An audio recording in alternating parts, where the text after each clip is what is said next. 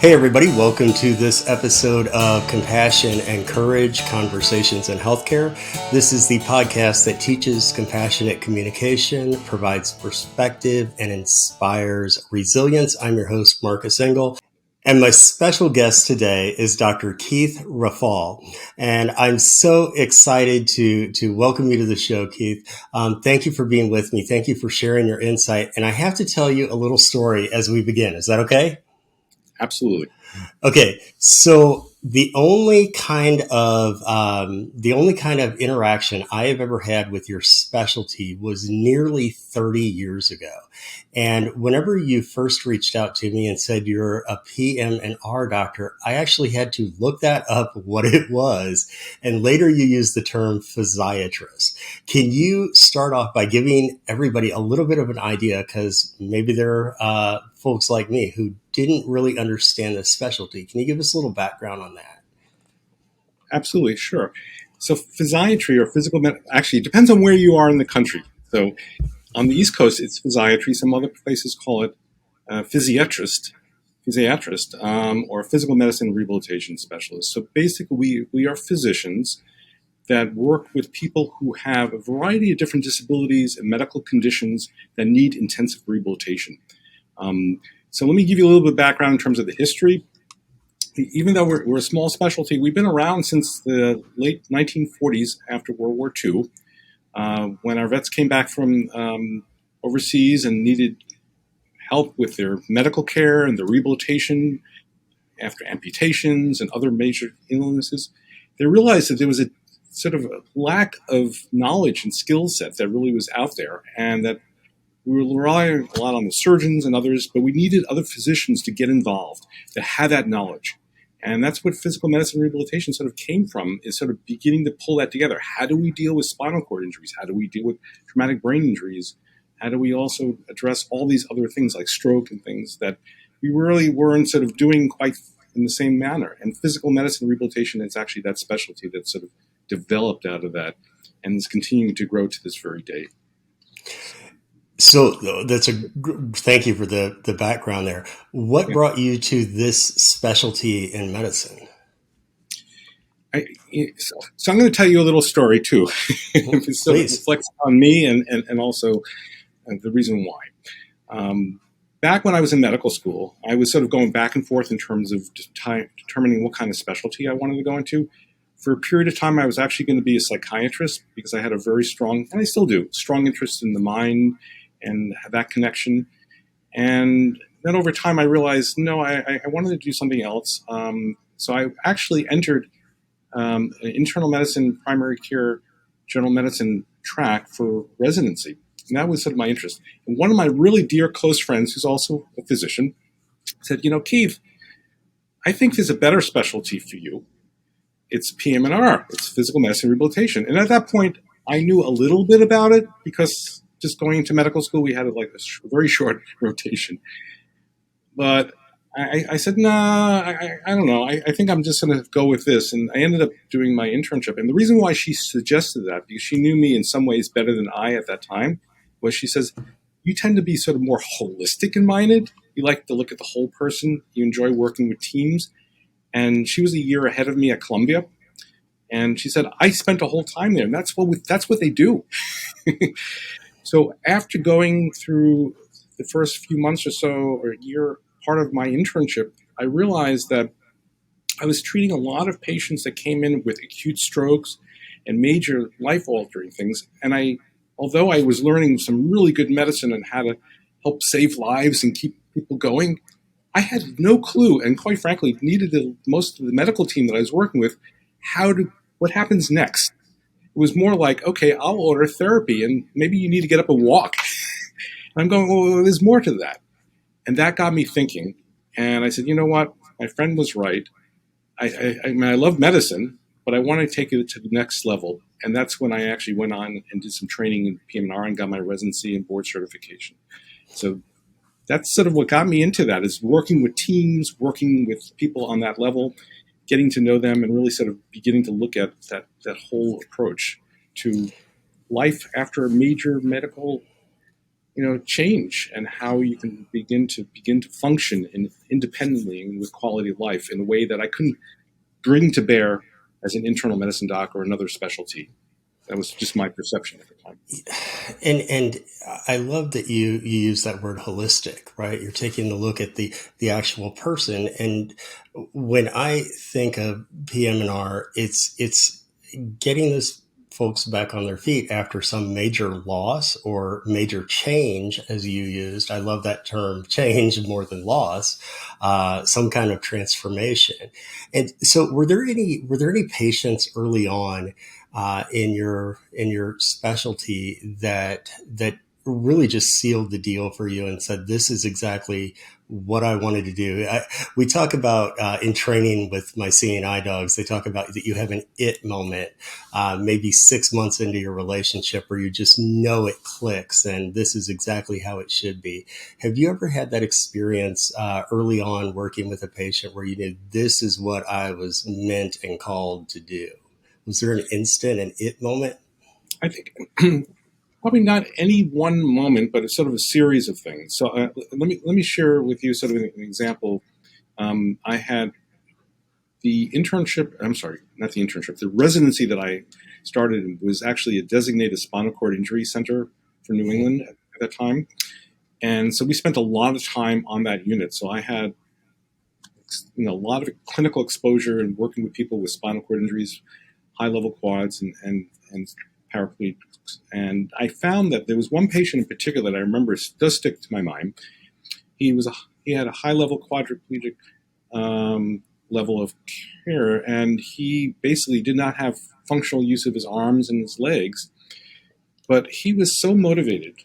And even though I had other patients, which I can share with you, who were devastated by lower level injuries, but for him, life was so important that he said, I'm going to get through this. I'm going to thrive. And it was very eye opening to me because I have to admit, working with my patients, I'd say, you always have to ask the question, what if it was me in that situation? How would I feel? And I know that I can't imagine. And even though I was the physician and in training and doing that, but he inspired me. He basically got me thinking that, yes, life is actually got me thinking that life is more. Clearly, we knew this anyway, but more than that disability. And this was like to me, it was actually an extreme example of someone who truly had, in some ways, changed, or I would say in some ways had lost a lot. He did. But he actually gained some other things, and so did I. And I'll say one other thing. I know this is not part of the question, but it was sort of it did strike me. When I was doing training, was at a major teaching hospital, university hospital. So there were surgical residents and all different specialties, medical, all that. And I remember one of the other residents from another, I think he was one of the surgical residents, said to me, Keith, I don't know how you do this. How can you work with people in that situation? It's so hard. I like to be able to do surgery and just get people better. And it must be a challenge. And I thought about it because, I said, I appreciate what you're saying. I understand. But actually, I actually enjoy working with people on this level. I get to know them. I get to sort of be part of that experience.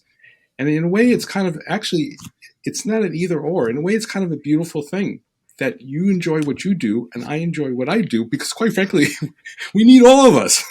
Right, And right. really, like there is a place for all of us for what I do and for what we do.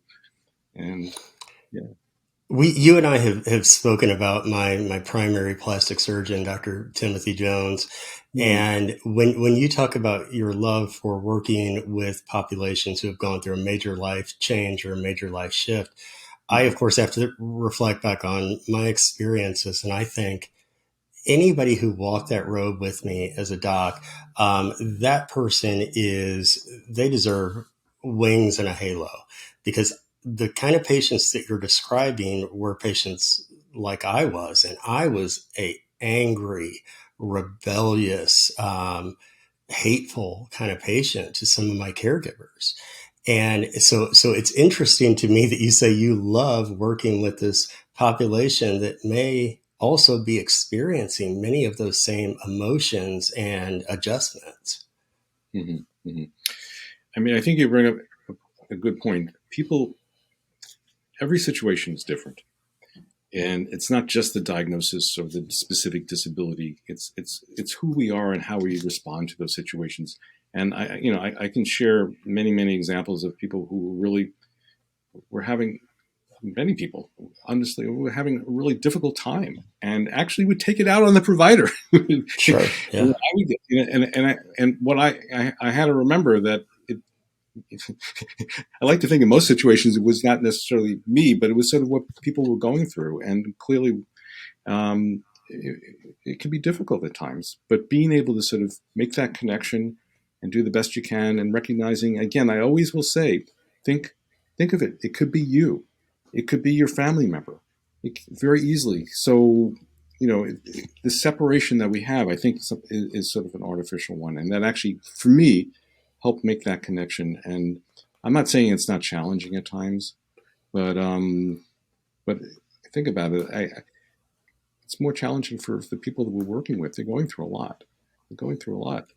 And what the one thing that I will say, and I actually would say this to people, and I know it's hard when they're there, is even though everyone is different, I have enough experience, and so does the team, to know where things may be able to go in the future that you may not be able to perceive right now. And that's what we're here to help with that. And it's that balance, trying to find that place where you don't push someone beyond where they can be, but to support them through that process. And that, I don't know, I think It is. And again, I sit there. You've just changed my perspective, because I sit there thinking, how could anyone want to work with that patient? But as we teach in my course at Notre Dame, the course that I'm so privileged to be able to teach, we get to accompany people, right? We get to accompany people on their journeys, and I'm just so glad to hear that you have such a passion for that. So one of the students' papers that they have to write every semester is a quick reflection, just a 2-page reflection about writing about a time that they were there for someone, or that someone was there for them, trying to get down to that moment of being present for another person's suffering, or having another person present. Does that spark any stories from your own life of yes. time someone was present for you, or that you were? I can use an example of one where I actually was able to sort of get to that place of presence and mindfulness. And you know, sort of, you need to sort of, it was a busy afternoon. I remember this at one of my clinics. And this is when I was, and that's the other thing I should say, physiatry does not just inpatient, does outpatient. So we work with patients with chronic pain and other musculoskeletal issues. And so this was actually my practice that I had working with people with chronic pain and fibromyalgia. And there was one young lady that came in, and I had been following her for a little while and made some recommendations. And it was one of those busy afternoons. I was seeing a lot of patients. I admit that I was tired, probably a little stressed. And when she sat down and I was going over the question and follow up with her, clearly she had not done any of the recommendations that were being made. And I recognized in myself some frustration that was building up. And I wasn't getting a lot of sort of answers as to sort of what was going on. But quite frankly, in a way, at that moment, I was not actually asking them. I was just sort of already sort of judging what was happening here. So when she had the moment to sort of, when I get ready to do my examination, I actually, as I do, stepped out of the room. But what I did differently this time was I didn't just step out of the room. I stepped to the side and I got into a place for just 10 to 15 seconds. And I just took a deep breath and I said, okay, just relax and just sort of be present here. I mean, I actually use the word mindful, be mindful. And I stepped back in the room, and literally it was a 10, 15-second pause, but I needed to consciously do that there's something shifted for me. And at that moment, my conversation with her shifted. And what specifically happened was I asked her, I said, I can see that there's a lot of things that we talked about last time that were not being able to be accomplished. Can you tell me what's going on? Tell me what's happening in your life. And then she just blurted out, she goes, Dr. Rafal, she says, I don't remember, honestly, I don't remember all the details, but it was something to the effect that my husband was incarcerated, my son was off to Iraq, and I can't pay the rent, and it was like 3 or 4 like major life changing things that happened in that space of 4 to 6 weeks since I had last seen her. And she says I could barely sort of think about anything else but all these things. At that moment, I realized, of course, I'm asking her to like eat a little bit better, do some more exercise, things of that kind. And she's thinking about her husband in prison, and her son is going off to Iraq, and she can't pay the rent and have enough food on the table. I get it. So at that moment, she opened up to me, and she shared for the 15, 20 minutes, the rest of our visit, what was going on. And I recognized that on one level, I was saying like, okay, I didn't do what I normally do as a doctor, I didn't accomplish. But, I guess this was important. And I said to her, she actually came to me at the very, very end. She says, thank you. She said, this is one of the best visits I've had. And I'm thinking, really? But what she was basically saying is, I appreciate the space. And you know what she said afterwards? She says, once I can get things together, I will do those things that you're asking. I just can't do them now. And I said, that is fine. That is okay. We're here for whatever.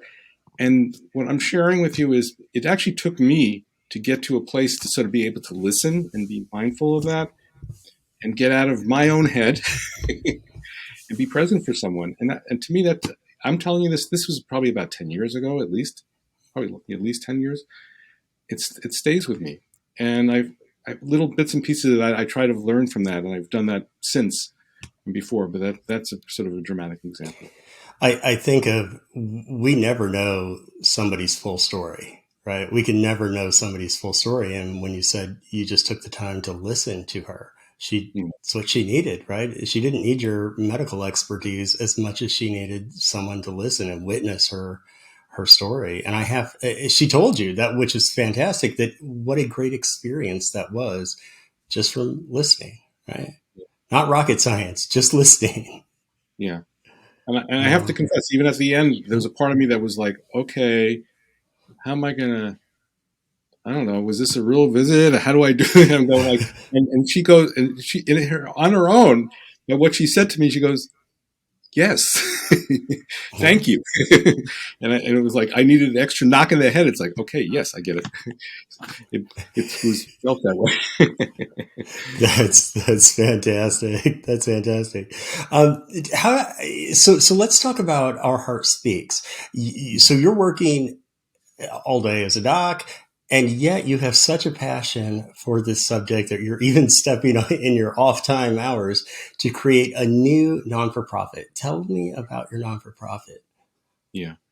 So Our Heart Speaks, which is a nonprofit that's been supporting International Patient Stories Project and actually a lot of other things that we're working on, sort of comes out of the idea over the years of working with people who have a sort of traumatic acquired disability or medical illness that's changed their life, upended their life in a major way. And what I can experience is that over the years, working with a population, working with the teams that I've been in leadership roles with, we generally do a fairly good job at saving people's lives and doing the rehabilitation things that we do, which is getting people to be as functional as possible, hoping to get them independent and all that as much as we can. But what I feel often is missed is this other really, really important piece. And that is, it's not just about getting someone to talk and walk and do all those things. It's it's the question that we all actually all of us ask, but especially when you're going through this is, who am I? What is my life about? And we have a tendency, and again, this is generalization. There are many examples that this is not the case. But unfortunately, often is that we sort of medicalize things, or we sort of push things to the side. So medicalizing the way, oh, that person must be depressed, or they must be X, Y, and Z. Well, it's maybe not so much the depressed. They're sort of struggling to try to figure these things out. And maybe we could be there to help them or be supportive in some way. Or it could be that we just don't address certain things. We're just really busy sort of in our doing our thing with getting the right prescriptions and getting the therapy going. And again, not that those things are not important, they are, but there's that other missing piece. And so Our Heart Speaks comes from the place where how do we bring this into the rehab setting? How do we bring this into this sort of conversation and best practices, and also an awareness of the public in general that we do not need to be defined by our disability or a medical condition alone, that we as human beings are so much more. And I'll be honest with you, I've over the years, I was beating myself over the head many, many, many times trying to see if I can bring that directly in a very fundamental and structured way into the environments that I was working in and leading. And in some ways I was successful. In some ways I was not. And sometimes the not was because either the funding wasn't there, or that was not the mission exclusively, or there was a lot of reasons for that. And Our Heart Speaks sort of came from a place where, okay, it's not that this is not important, it is, but maybe it's time not to necessarily rely on any one institution or structure, but put it out there to the world. So it is there that we bring everyone together that wants to be part of this, to begin to have this discussion, to begin to have that awareness. So Our Heart Speaks has been an online platform that has been sharing stories or giving stories for people who have an acquired disability, who have found meaning and purpose in their life to share their story and their journey specifically. So that's really where we've been. And this is not by any diagnosis or any particular, it's anything that's been life altering and someone's needed rehab. And we really want people to reimagine what things can be like. And it's meant for patients as a resource, which we've used. It's for practitioners, the public at large, caregivers, people to understand that there's so much more in this. That. Now, what I will say is that more recently, and I think you and I have had this discussion, Marcus, too, is that out of this has come this new idea or new initiative of what I call this sort of third way in rehab. This sort of how do we begin to take it? And we've been focusing a lot on getting this out in particular for everyone, but particularly for the medical and rehab community, the practitioner community. Because, as I said, we don't always see this happening in the medical settings.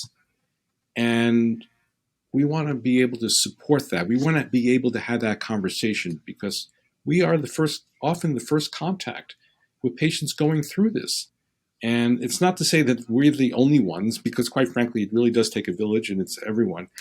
But I do think that sometimes the words and the things that we do and how we guide and how we are very important, and at least can set the stage.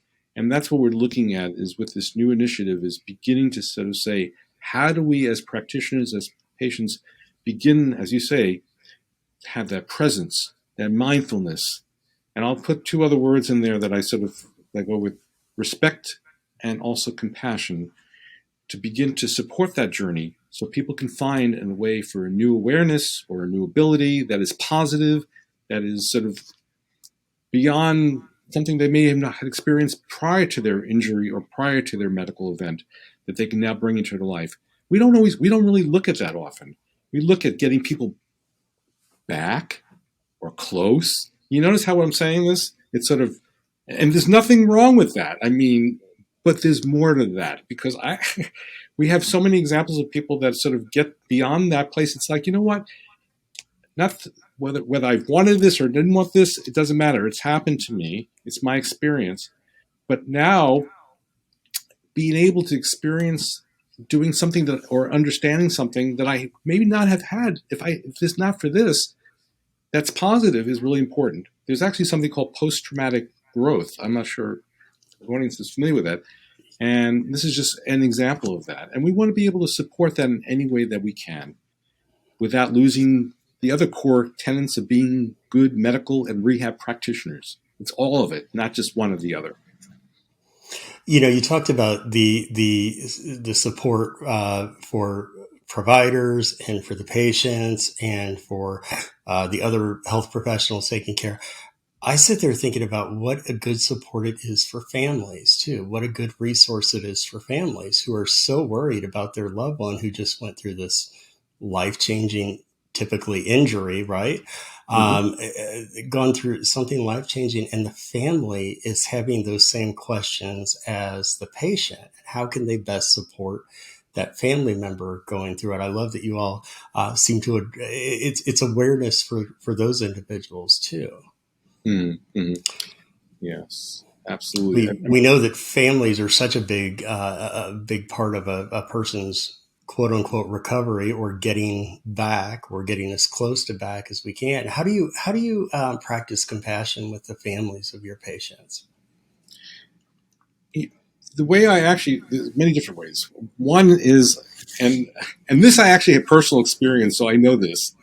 So families often have a lot of questions and they want to know. And for the most part, they actually are looking at the best interest of their loved one.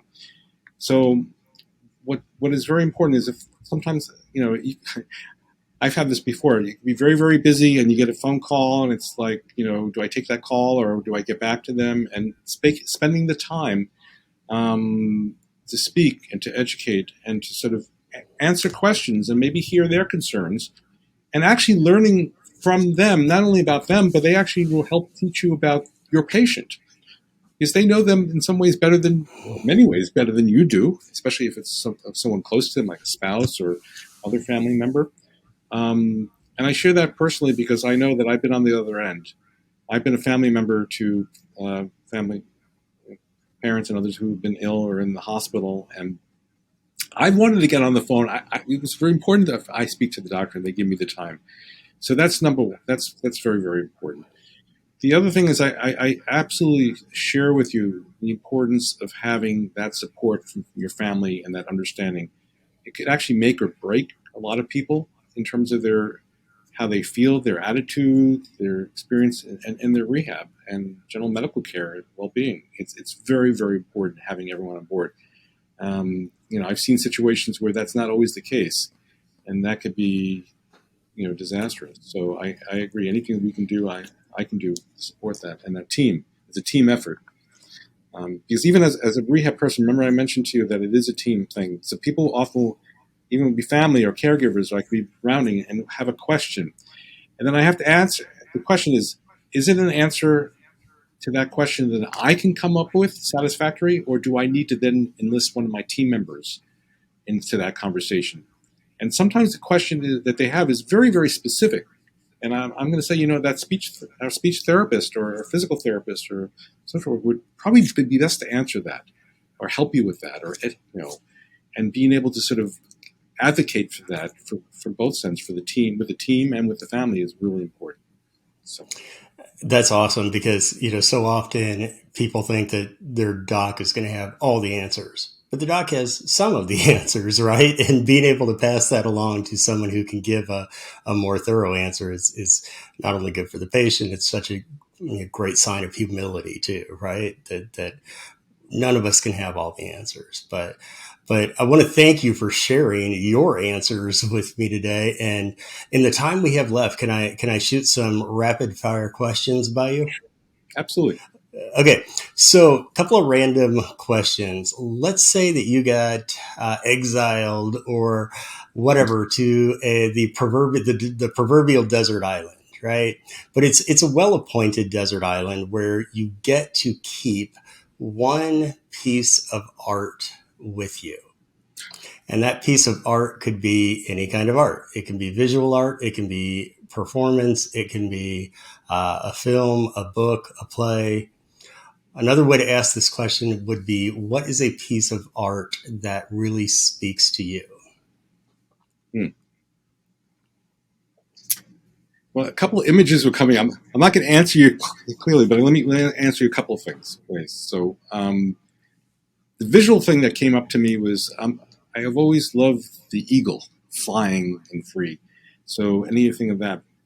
But I think if I hate to sort of narrow it because I think all art is free, but music in particular touches me. I know that sort of that whole thing when I listen to a piece of music that really sort of touches my soul, it changes my being. So I would say a piece of music with a beautiful bird flying. Okay. So then that's so wonderful. That's so great that you say that, because the next question is, so if you think back to when you are 16 years old, you're hanging out with your friends after school, after work, after practice, whatever you're doing. When you're hanging out with your friends and you're 16, what is on the radio? What are you and your friends listening to? Oh, probably at that point it was the contemporary music of the day, rock and folk rock, and that was what I enjoyed. And actually, Yeah. to this very day, sometimes I even listen to it now. What was that again? I said even now, sometimes I can pull it back up. Sure. There's a wonderful book called "This Is Your Brain on Music," Yeah. and I'm fascinated by that idea of how imprinted music in our younger days stays with us for the rest of our lives, and how that works in our processes of how we see the world and stuff. It's really, really great book if you haven't had a chance to read that. It pulls you right back to that moment. It's amazing. Where you listen and goes, wow, I feel like I'm back 16 years old. It's like, wow, you get all the feelings. Yeah, all the feels, right? Because we all felt a lot when we were teenagers. So, and then my last question for you is, if you had the world's largest billboard on the world's tallest mountain, what is the message that you would share with humanity? Mm. We are one. And if you want me to say more about that or not, Yeah, please. I think at so many levels we divide each other, whether it's by country or race or nationality or religion, disability or not disabled, and we do that. We are all one. We're all human beings, and we need to be able to recognize that. And yes, we have our differences, and that can be beautiful too. But being able to sort of see that rather than those divisions is really, really, really important on all those levels. And believe me, the world needs it. The world needs it now. Right. I love that the name of your non-for-profit is Our Heart Speaks, as in one heart. We all share one heart. And if we remove ourselves, or we divide ourselves, as you say, we're we're working against our natural inclination as human beings, right? So let's let's remember we are one. That's a great word. And I cannot thank you enough today for sharing this time with me and sharing your insights, and for all the work you do. We'll put all of the links to you and to the organization in the show notes. And really, I just can't thank you enough for being with me today. Great. Thank you, Marcus. I appreciate the opportunity. Absolutely. And thank you all for tuning in to this episode of Compassion and Courage, Conversations in Healthcare. I'm your host, Marcus Engel, and this is the podcast where we teach compassionate communication, provide perspective, and inspire resilience. Thank you, everyone who continues to share and like and subscribe to the podcast. Thank you for spreading the word around, helping other people try to get some more compassion and courage into their own lives. Thank you all so much, and we will see you next time on Compassion and Courage.